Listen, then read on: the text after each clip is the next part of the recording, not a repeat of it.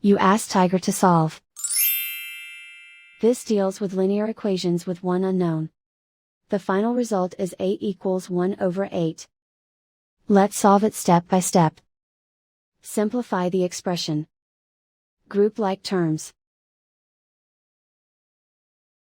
Convert the integer into a fraction. Combine the fractions. Combine the numerators.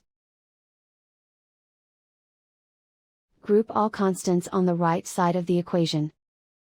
Subtract 1/2 from both sides. Combine the fractions.